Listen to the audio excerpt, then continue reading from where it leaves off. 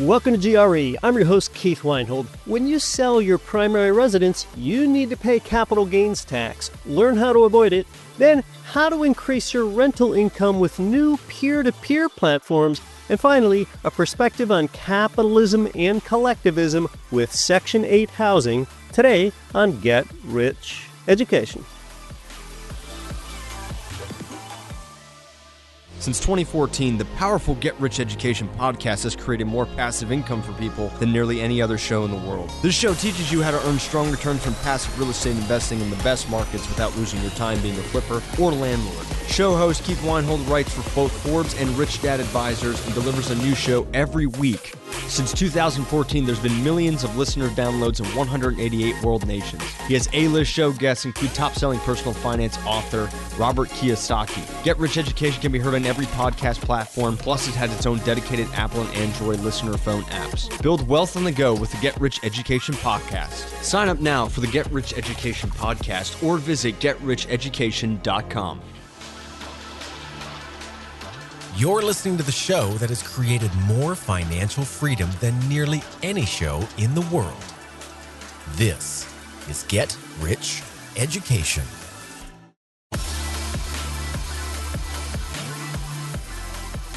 Welcome to GRE, from St. Joseph, Missouri to St. Albans, Queens in New York City and across 188 nations worldwide. I'm Keith Weinhold, and you and I are back together here for another Wealth Building Week. This is Get Rich Education. The Treasury and the Fed keep conspiring to print dollars like crazy, create currency, debasing every single dollar that you're currently holding onto. They are stealing your purchasing power, stealing the value of your work and your grit. It makes dollars pretty fake since they can just be conjured out of thin air. Therefore, your job is to convert fake dollars into real assets. That's what you need to do. And this is a strategy that dominates like Sydney Sweeney. They print more money, causing inflation, so you have to invest in assets, but then they put a capital gains tax on those assets so that most people never escape inflation. But of course, as real estate investors, we have a strategy to avoid capital gains tax as well. I'll talk about that more later.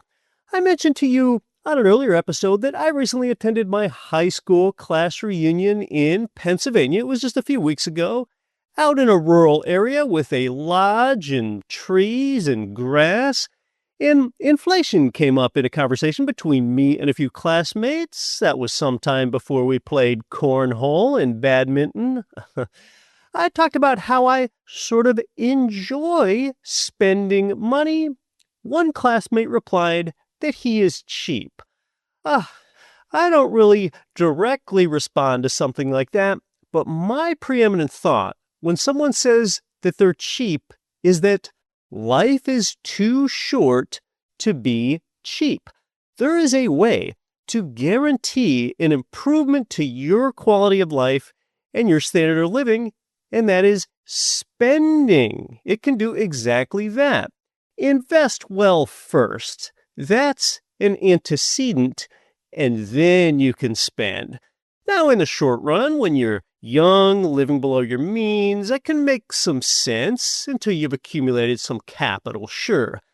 But when you're age 30 to 35 plus, like my classmates and I are, sheesh, you've got to have yourself figured out better by then than to still be cheap. Make your quality of life exceed your cost of living, because at least here on Earth, this is your last life ever. The risk of too much delayed gratification is denied gratification, so be more frugal with your time than your money. And a lot of people point to external circumstances for their circumstances. Most people wait for the economy to change, not realizing that your mindset is the economy that you live in. With each property that you own, you just created another small economy that you are in control of. You are at the top of it. Yeah, you created another small economy. The actors in it are you, your tenant, your lender, your property manager, your contractors, your utility companies, and more. And you control it all. Most people think wealth is created from high salaries, and they go their entire life, therefore, chasing the wrong thing, thinking that wealth is created by high salaries all along. It squarely is not. You get wealthy by owning things, and you certainly won't get wealthy by being cheap. Now, when it comes to owning things, the government taxes you when you profit on those things during your ownership period of them at sale time through the capital gains tax. And of course, we've talked about the specifics in how real estate investors can completely duck out of that with the 1031 tax-deferred exchange. But what about homeowners, primary residence owners? They often have to pay it. Well, President Trump and Representative Marjorie Taylor Greene recently suggested either removing this tax or reforming it. Now, this would require congressional approval, but most members of Congress own their homes, so they could very well be in favor of it. And Greene introduced what is simply called the No Tax on Home Sales Act. Let's discuss how this can affect you, especially if you're a homeowner or even if you don't own a home. Under the current law, which has been in place since 1997, on a primary residence, your first $250K of profit is sheltered from tax if you're single. The first $500K is sheltered if you're married. This is called the primary residence capital gains tax exemption or exclusion. Let's use an example. Say you bought a home years ago for $500K, you're married, and you sell the home for $1.3 million. That's an $800K gain. All right, since the first $500K is sheltered from capital gains tax, you would therefore have to pay the tax on just $300K. On all but the lowest earners, your capital gains tax is 15 to 20%. So this means if you sell this home on that $300K of profit, you'd have to pay a tax bill of between $45,000 and $60,000, and you might not be done there. You could also be subject to a net investment income tax of 3.8% on top of that. You cannot duck out of this because the 1031 exchange, that's only for investment property, not primary residences like we're talking about today. With home prices on the rise so much over the last 5 years, how many people exactly could be subject to this tax? 34% of homeowners could exceed the single filer threshold, and 10% could exceed the married filer threshold. Another way to say this is that only about 10% of U.S. homes have more than $500K of equity in them.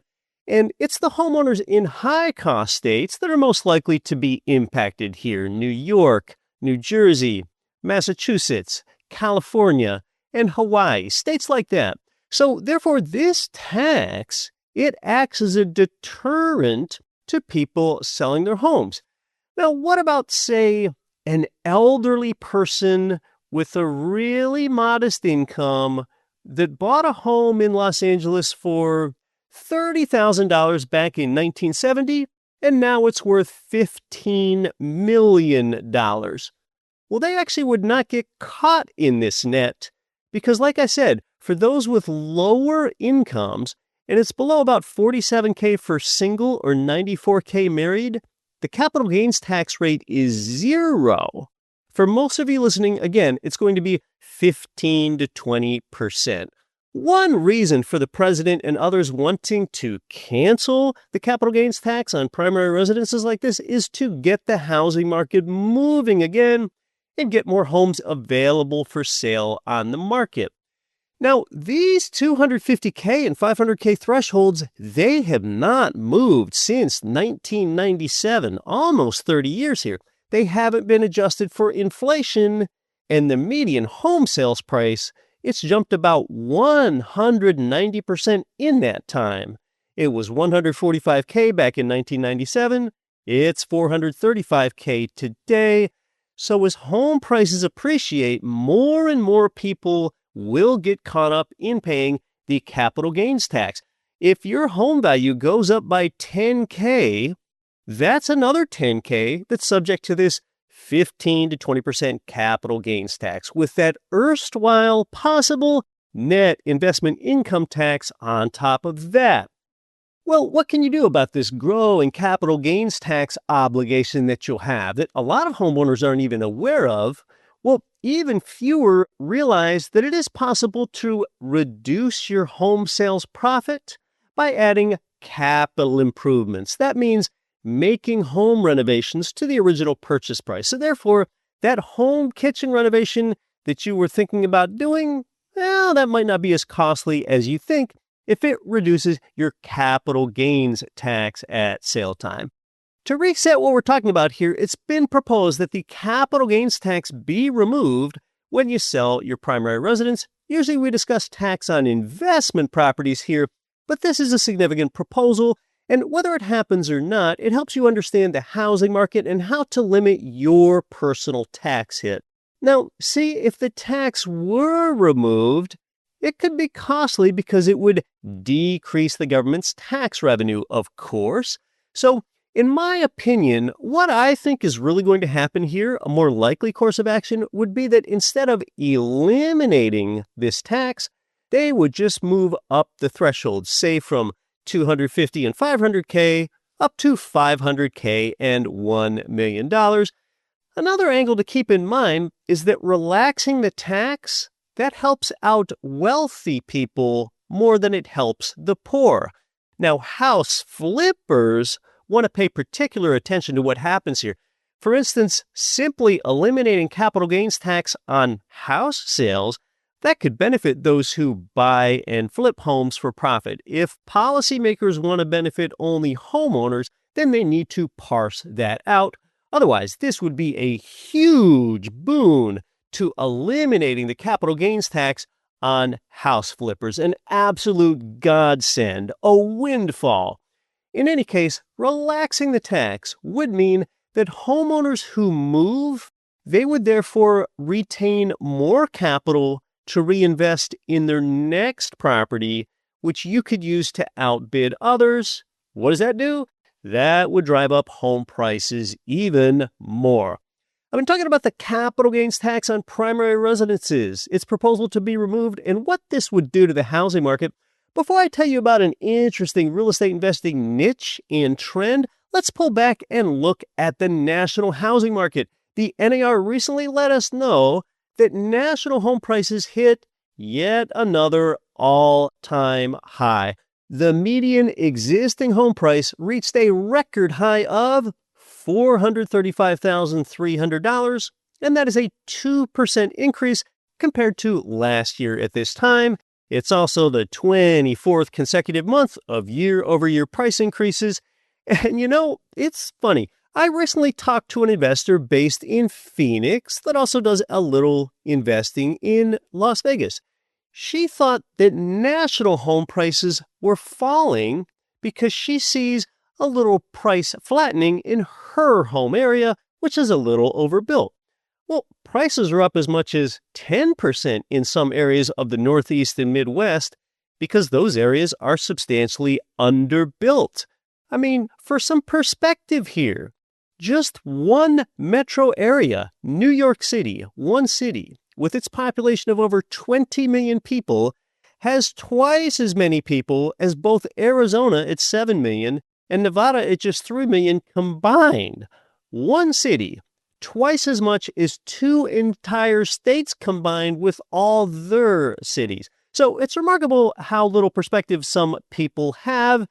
See, my geography degree holder perspective strikes once more. Again, national existing home prices are up 2% year over year nominally. Pretty modest growth, not that exciting. And who is doing the buying of these homes, supporting and driving up prices? Well, fewer and fewer of them are first-time home buyers due to the well-documented affordability strain. More and more of them are investors. Just last week, the Wall Street Journal reported that investors are responsible for fully 30% of the purchases of both existing homes and new construction homes this year. And this is the highest share since property analytics firm Cotality started tracking it 14 years ago. Investors are really buying today. And what kind of investors? Interestingly, it is people just like you. The Wall Street Journal went on to report that smaller investors who own fewer than 100 homes are doing most of the buying. That's a big change from when massive private equity firms like Blackstone and Starwood Capital Group dominated the market. So of this 30% of single-family home purchases being made by investors today, smaller investors are 25%, and larger ones only accounted for 5%. So yeah, the little guys, people like you, they can take bigger risks because they don't have boards and shareholders to answer to. And plus, builders with too much inventory are offering them discounts that were once reserved only for the bigger fish. They're being passed on now to smaller investors like you. That's exactly what the Journal went on to say, much like we discussed on the show here last week, where builders are giving massive discounts. Well, you probably heard it said that Airbnb doesn't own any real estate. Uber doesn't own any cars. Facebook doesn't own any content. And TikTok has no original videos, yet they all dominate their industries. Well, when you own the real estate, you can make the rules and leverage some of these connector platforms to help you rent out space that you own and increase your income. Do you own any property that's sitting vacant with nothing going on the lot, perhaps even overgrown with weeds and shrubs? You can use an app like Neighbor that helps you rent them out as parking spaces, neighbor.com. Customers request your space and you can approve it. They can park their cars on your space, or RVs, boats, trailers. This can be especially lucrative if you're a few miles from an airport. And then there are platforms that let you leverage them, sort of like the Airbnb of storage. Roughly 1 out of every 9 Americans is renting a self-storage unit, and that's not even counting all the people searching for a spot to park an extra car, boat, or RV. At the same time, there are millions of garages, basements, attics, driveways, and backyards sitting underutilized across the country. Now, platforms like Store at My House, Peer Storage, and Park4Share, that one is spelled park, the number 4, and share, they're all stepping up to connect people who have extra space with the people that need it. And the result is that renters can typically save 50% or more compared to them using traditional storage companies. They can rent from you, and it's often more convenient for renters since the space they're renting, that might be just around the corner instead of across town. Neighbor.com is one of the biggest players in this space, though. Its founder, his name's Joseph Woodbury, he says you'd be amazed at what people will pay to store something if the location is good and the price is right. They have had a tiny 3-foot by 5-foot closet in Manhattan that rented out in a snap, almost instantly. And Woodbury, he even uses the platform himself, leasing part of his own driveway to someone with a camper. Now, you probably want to check with your HOA before you do something like that. But like Airbnb, Neighbor, they earn money by taking a cut of the host's revenue. But unlike Airbnb, Neighbor hosts average just 16 minutes per month managing their listings. Now, Woodbury, the Neighbor.com owner, he calls it the most efficient, least time-intensive form of passive income in America. And the peer-to-peer storage trend, that's become a great entry point for new investors, especially those that aren't ready to buy a full property. But it's also catching the eye of experienced real estate investors who want to squeeze more cash flow out of the land that you already own. Some are turning unused sheds into rentable storage units. Others are converting open acreage into long-term parking. I know someone that's hosting campers and RVs on his 10 acres in Florida, and he expects to earn about $100,000 this year alone from that land. And they say it's mostly hands-off. And now, whenever he buys, he looks for acreage plus a home so that he can generate multiple income streams from one property.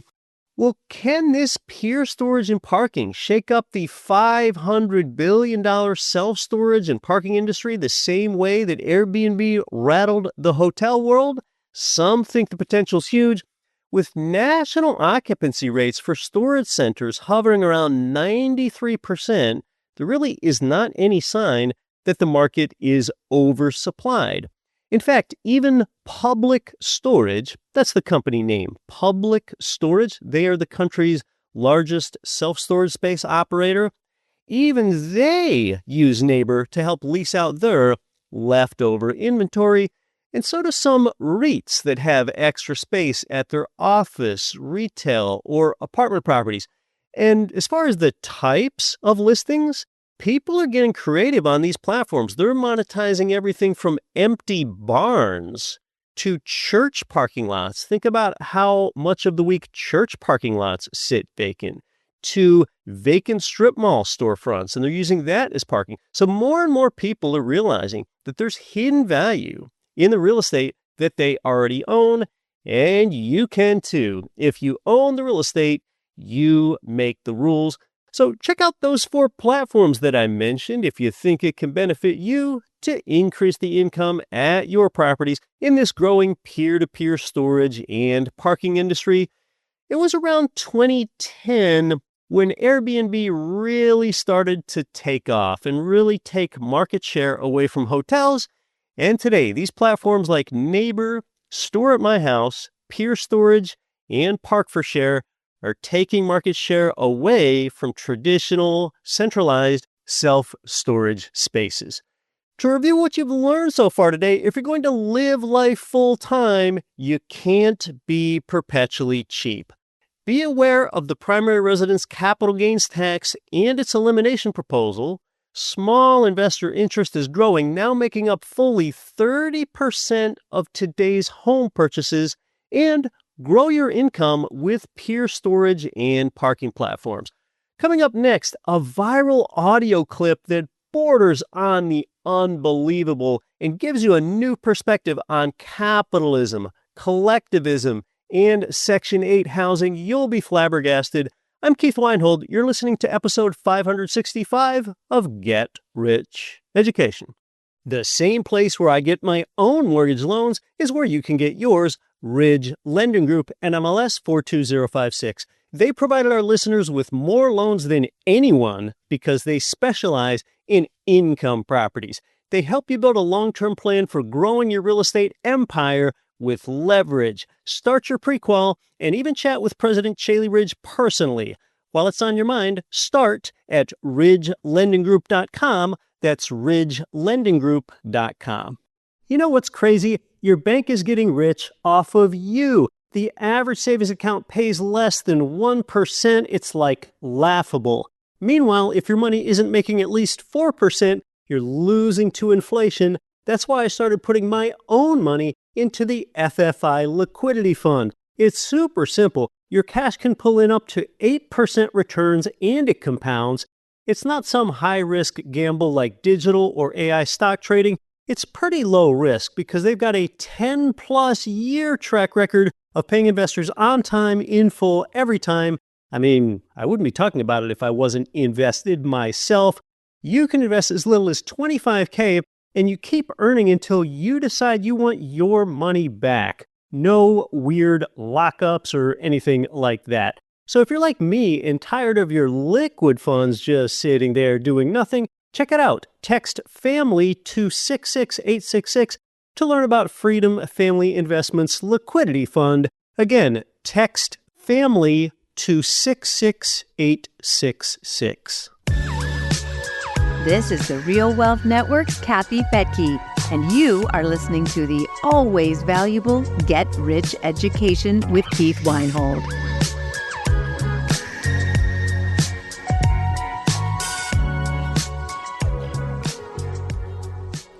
You are back inside one of America's longest running and most listened to real estate investing shows. I'm your host, Keith Weinhold, and this is Get Rich Education, the voice of real estate investing since 2014. Wealthy people's money either starts out or ends up in real estate. We tell you why and show you how. I've got a clip to share with you that gets a little wild. We usually share what I suppose is more cerebral content here, but some real perspective can be gleaned from listening to this. This kid wants to work. His mom says, no, you can't, because she'd lose her Section 8 housing benefit, and apparently free housing is more valuable than his future. This is about 1 minute in length. Not getting no job. If you go get a job, they're going to take my Section 8. Then you won't be able to get no Section 8. You're not going to get no job. They're going to count your income against my Section 8 and my link card. You're not working. No. So I don't care what you got to say. I don't care how you feel. You're not working. You're not going to get a job. You're not going to school. You're not doing none of that shit. But Ma, I'm saying how I'm supposed to be successful in life, Ma. So you basically telling me I gotta be broke to be successful? I gotta be broke so I can get Section 8? You gotta be so broke so the government can help you. So the government can help me? So you telling me I can't work no job, bro? Like, that's like all my friends got jobs and live in nice houses. So you telling me I got to go through the same thing you went through? If you to have a house? Do any of that, they're going to take my Section 8. How? And I'm Won't they trying be to tell like? you Won't that they you be? can go get yours at ease. You can go get They will. nice house. No, they will look at that and be like, he's doing something and give me a bigger house, Ma. That's what you told me. Where I'm gonna go? I don't have no job. I can get off your Section 8 and apply for my own Section 8. But if you do that, you're gonna have to go the hard way. It's gonna take long. So what? That's what I'm Wait saying. a few months, get on Section 8, find you a nice apartment, go get you a link card. You will be fine. You don't have to sit up and work. You don't have to work no job. The government is here to help us. Gosh, this mom won't let her son work or else she'll lose their government Section 8 housing benefit, where taxpayers pay for most of their housing. And by the way, is this real? Is this a rage bait skit? I can't quite tell, but it surfaces some interesting questions for sure. It is true that Section 8 housing voucher recipients like her can lose their benefits if the household earns more and exceeds a certain threshold. Gosh, here's the youth that wants to do something and maybe be better and have more than his parents. You should want what's best for your child. Some parents have to beg their children to get a job. This kid is willing to go out and see what he's capable of doing. This eaglet is looking to leave the nest, and you're clipping his wings. And yes, you, the listener, are the one paying for their housing. There's no such thing as a free government program because taxpayers like you and I fund the government. Section 8 housing is therefore taxpayer funded. At one point, the mom says, the government is here to help us. Yeah, this woman is making you poorer. This is where the taxes that get knocked out of your paycheck are going. You're working at a job, spending less time with the people you love, and maybe doing fewer of the activities you love, so that she can perpetuate a culture of laziness and government dependency. Another successful entrepreneur or employee is not making you poorer. This woman is making you poorer. Thomas Sowell said it best. He is an author and a senior fellow at the Hoover Institution. He's got a lot of brilliant thoughts. Sowell famously said, I have never understood why it is greed to want to keep the money you have earned, but not greed to want to take somebody else's money. That's Thomas Sowell. Now, it's possible that this woman couldn't get a job that would pay so much more than the Section 8 income ceiling that it would be worth her getting one. She said there that she doesn't have a job at all, Maybe she has a disability, but there's a video of this. You can see the video. She doesn't appear to be disabled, but the appalling part is that she's discouraging her son from working. Now, understand, some Section 8 tenants do work full-time jobs, but they're almost certainly going to be really low paying, like, say, washing dishes for a restaurant. Section 8 is supposed to be a temporary program. It's supposed to be helpful, not a hindrance. It is a federal program. It's administered by HUD, and it pays the rent money for low-income people, allowing them to rent housing out in the private open market.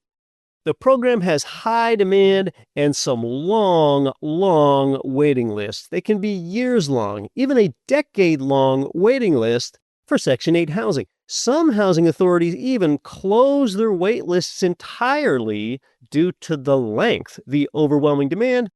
And understand as well, veterans and the elderly are probably on a wait list waiting for substantially younger people like her to get off the program. To qualify for Section 8, most families need an income below 50% of the area's median income, and your criminal background check has got to be clear. So you don't need to pass some high bar to get into the program. Now, in reality, a large share of the benefit recipients have an income that's under 30% of an area's median. And how much of your rent does Section 8 pay? Participants typically pay a portion of their monthly income toward rent, usually around 30%. They pay around 30%, where Section 8 pays 70%. I once ran into a Section 8 tenant, and the tenant paid closer to 20%, while the program paid 80% for you. And by the way, landlords don't have to accept Section 8 tenants. It is voluntary, and it pays landlords about the market rate. In hot housing markets with fast rising rents, well, you probably don't want to accept Section 8 because a regular unsubsidized tenant is often going to pay you more. In a slow rental market, Section 8 is better for landlords. Now, some landlords like Section 8 because it is guaranteed rent income, but some don't like it because they say they get low-quality tenants. Before a landlord can rent to a Section 8 tenant, a person called a case manager inspects the unit. And I think I shared with you before that the first one that inspected mine, they wrote me up because they said that one of my windows didn't open all the way. I fixed it, and the tenant stayed 2 years before they moved. But the average duration of time that a tenant spends in the program is 6 to 9 years. It is supposed to be a short-term bridge, but it often becomes a long-term subsidy. People get dependent on the handout. HUD tells us that only 1 in 7 families leave the program due to increased income. And there is a strong stigma around Section 8 housing for sure. Who knows? To shake the stigma, maybe they will just change the name of the program. That happens sometimes, sort of like how they changed the name of the food stamps program to SNAP. And by the way, the link card that she mentioned in the video, that is for food assistance. That's actually the name of the SNAP card in the state of Illinois. Oh dear, God bless America, training her kids to live off the government. I almost feel trashy after thinking about this. I'm probably going to go shower next. Now, should the minimum wage be high enough that everyone can afford at least a 1-bedroom apartment, and therefore people wouldn't need Section 8? Well, the federal minimum wage is $7.25. It's been stuck there since 2009. The economic commentator Peter Schiff, who I had lunch with a couple times last month, he and his wife, Peter makes the case that there should be no minimum wage at all. That is government intervention in the free market. If you make the minimum wage too high, people get laid off and people get replaced by robots. That's just what's really happened in practice. If a person can only make the minimum wage, they need to get better and they need to skill up, is what Peter contends. Now, when I graduated college, I would have thought that premise sounded ridiculous, no minimum wage. But the more I think about it, And the more I experience life, it does begin to make more sense. The fresh post-collegiate me would have said that, a working human being, they deserve the dignity of a minimum wage that's livable. But some time and perspective has me saying that you are the one that brings dignity to your work, your earning potential, and your life. It's not up to someone else to provide you with dignity. You don't lean on the government for your dignity. Learn more, be better, skill up. You'll be dignified, and you're going to earn multiples more than minimum wage. When it comes to the Section 8 mom, everyone would like to live at the expense of the state, but few realize that the state lives at the expense of everyone else. If you'd like to see the video footage of that Section 8 clip that I played and more of my commentary on it, it's pretty interesting. That should be available on our YouTube channel now. The channel name is Get Rich Education. What else would it be? For the production team here at GRE, that's our sound engineer, Bidran Jampa, who has edited every single GRE episode since 2014. QC and show notes, Brenda Almondatis. Video lead, Benet Giawali. Video strategy lead, Tala Mughal. Video editor, Sarosa KC. And producer, me. We'll run it back next week for you. If you like the show, please tell a friend about it. I'd really appreciate you sharing it. Until then, I'm your host, Keith Weinhold. Don't quit your daydream. Nothing on this show should be considered specific, personal, or professional advice. Please consult an appropriate tax, legal, real estate, financial, or business professional for individualized advice. Opinions of guests are their own. Information is not guaranteed. All investment strategies have the potential for profit or loss. The host is operating on behalf of Get Rich Education, LLC exclusively. You know, whenever you want the best written real estate and finance info, oh, geez. Today's Experience limits your free articles access, and it's got paywalls and pop-ups and push notifications and cookies disclaimers. It's not so great. So then it's vital to place nice, clean, free content into your hands that adds no hype value to your life. That's why this is the golden age of quality newsletters, and I write every word of ours myself. It's got a dash of humor, and it's to the point because even the word abbreviation is too long. My letter usually takes less than 3 minutes to read, and when you start the letter, you'll also get my 1-hour fast real estate video course. It's all completely free. It's called the Don't Quit Your Daydream letter. It wires your mind for wealth, and it couldn't be easier for you to get it right now. Just text GRE to 66866. While it's on your mind, take a moment to do it right now. Text GRE to 66866.